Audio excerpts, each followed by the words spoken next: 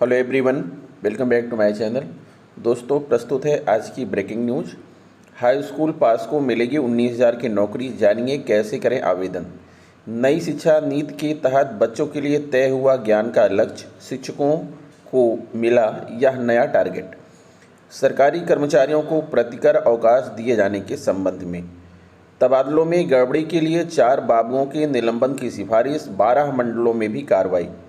शिक्षक ही बने क्लर्क तथा चतुर्थ श्रेणी कर्मचारी, छात्र छात्राओं को कैसे कराएं पढ़ाई। छात्र की मौत, शिक्षक पर पिटाई का आरोप, ग्रामीणों ने किया प्रदर्शन, गैर इरादतन हत्या का मुकदमा दर्ज। आइए देखते हैं दोस्तों खबरें विस्तार से। जी हाँ दोस्तों, आप देख पा रहे हैं खबरें विस्तार से किंग्स में यह यूट्यूब चैनल पर।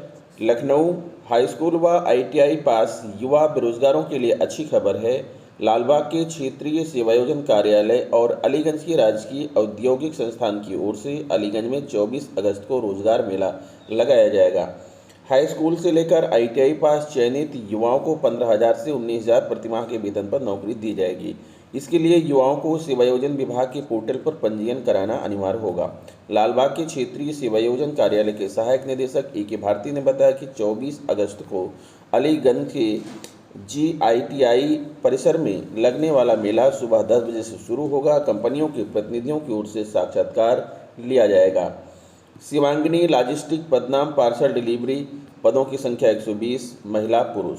शैक्षिक योग्यता हाई स्कूल इंटरमीडिएट। आयु सीमा 18 से 36 वर्ष। वेतन प्रतिमाह 15,000 रुपये। कार्यस्थल लखनऊ। नेट एम्बिट पदनाम एक्टिवेशन पार्टनर, सेल्स पार्टनर, पदों की संख्या 50, महिला पुरुष। शैक्षिक योग्यता हाई स्कूल इंटरमीडिएट। आयु सीमा 18 से 40 वर्ष। वेतन प्रतिमाह 19,000 रुपये। कार्यस्थल Lucknow. Nature technical training foundation, पदनाम नीम ट्रेनी, पदों की संख्या 500, महिला पुरुष। शैक्षिक योग्यता हाई स्कूल इंटरमीडिएट ITI। आयु सीमा 18 से 23 वर्ष। वेतन प्रतिमाह 12,850 रुपये। कार्यस्थल गुजरात।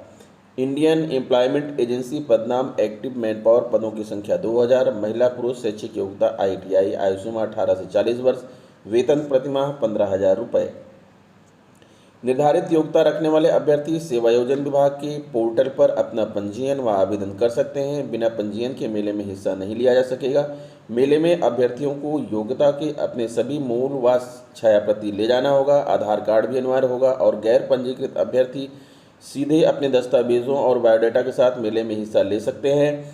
वहां पंजीयन की भी व्यवस्था होगी। मेले में प्रतिभाग करने वालों को मास्क के साथ कोविड-19 के सभी दिशा निर्देशों का पालन करना अनिवार्य होगा। लखनऊ नई शिक्षा नीति के तहत प्राइमरी के बच्चों के ज्ञान का लक्ष्य निर्धारित किया गया है, जिसके हिसाब से उन्हें तैयार किया जा रहा है ताकि वे लक्ष्य के अनुसार विषय का ज्ञान हासिल कर सकें। भारत सरकार के निपुण भारत अभियान के तहत केंद्रीय विद्यालयों और अन्य स्कूलों को कक्षा 1 से 5वीं की बच्चों के लिए लर्निंग आउटकम बनाकर भेजा है। इसमें कक्षावार बच्चों को गणित, अंग्रेजी भाषा और पर्यावरण में विषय तय किया गया है। अपेक्षा की गई है कि शिक्षक कम से कम लर्निंग आउटकम के अनुसार बच्चों को उतना दक्ष बनाएं। बच्चे का साल में 3 बार मूल्यांकन होगा। केंद्रीय विद्यालय गोमती नगर के प्राचार्य डॉक्टर CBP वर्मा ने बताया कि CBSE ने राष्ट्रीय शिक्षा नीति के तहत कक्षा 1 से 5वीं तक के बच्चों की संख्यात्मक, भाषा और अन्य आधारभूत योग्यता के लिए एक लक्ष्य दिया गया है।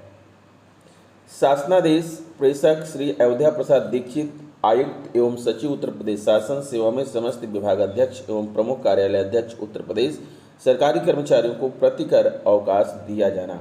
महोदय, मुझे यह कहने का निर्देश हुआ है कि शासन ने इस प्रश्न पर विचार किया है कि यदि किसी सरकारी कर्मचारी को उसके उच्च अधिकारी द्वारा छुट्टियों में काम की अधिकता के कारण बुलाया जाता है तो उस छुट्टी के एवज में उस कर्मचारी को किसी अन्य कार्य दिवस में प्रतिकर अवकाश स्वीकृत किया जाए। केंद्रीय कर्मचारियों को यह सुविधा उपलब्ध है। समुचित विचारोपरांत निम्नलिखित निर्णय लिए गए हैं।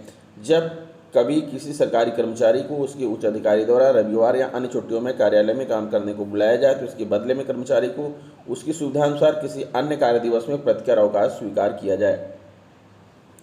यदि कर्मचारी आधा दिन अर्थात लंच के समय तक छुट्टियों में कार्य करता है तो ऐसे 2 आधे दिनों को जोड़कर 1 दिन का प्रतिकर अवकाश स्वीकार किया जाए। यदि कर्मचारी छुट्टियों में अपने बकाया काम के निस्तारण के लिए स्वेच्छा से कार्यालय आता है तो उसको यह सुविधा नहीं होगी। प्रतिकर अवकाश देय होने की तिथि से 1 महीने के अंदर ही दे दिया जाए। यह भी संभव है कि कार्य की महत्ता तथा तुरंत निस्तारण के लिए छुट्टी में अधिक कर्मचारियों को बुलाया जाए। ऐसे दशा में यदि स्वीकृत करने वाले अधिकारियां महसूस करते हैं कि अधिक कर्मचारियों को 1 महीने में प्रतिकर अवकाश दिए जाने से सरकारी कार्य में बाधा पड़ेगी तो 1 महीने में अवकाश स्वीकृत किए जाने की शर्त को शिथिल किया जा सकता है, किंतु प्रतिबंध यह है कि एक साथ 2 दिन से अधिक प्रतिकर अवकाश न दिया जाए।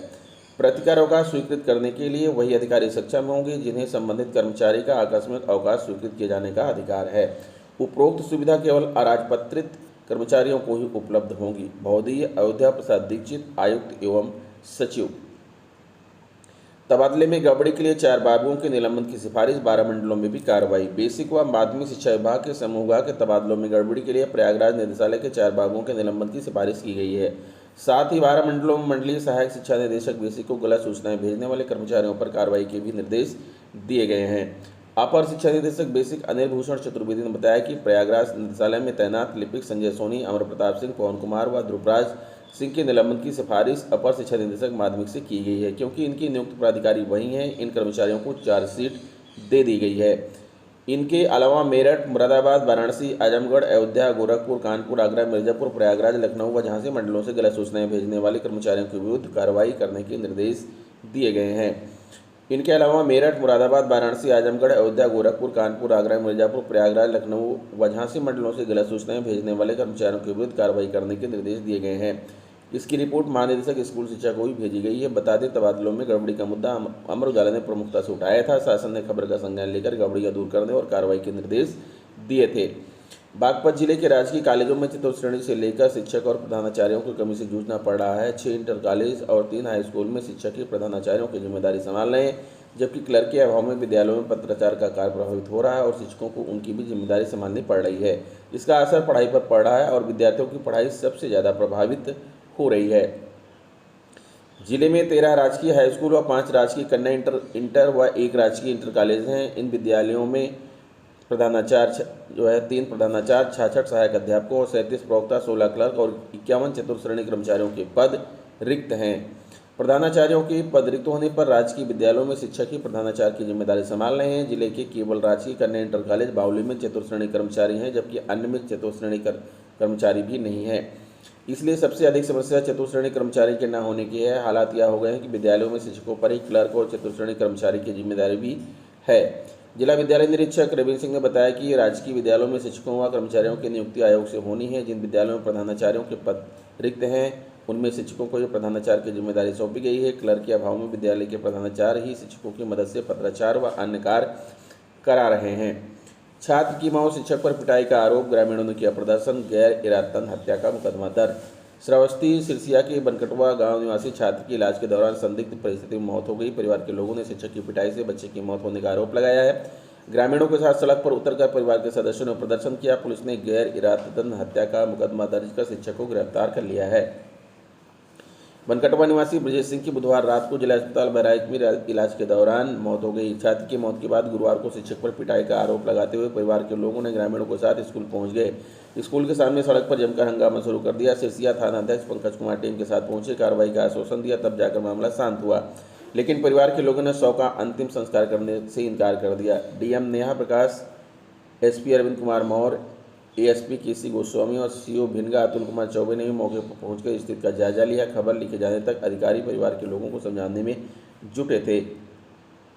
थानाध्यक्ष ने बताया कि परिवार के लोगों ने तहरीर देकर आरोप लगाया है कि उनका बच्चा चैलाही स्थित पंडित ब्रह्मदत्त उच्चतर माध्यमिक विद्यालय में कक्षा 3 में पढ़ता था। 8 अगस्त को शिक्षक अनुपम पाठक ने उसकी पिटाई की थी। इससे वह बीमार हो गया।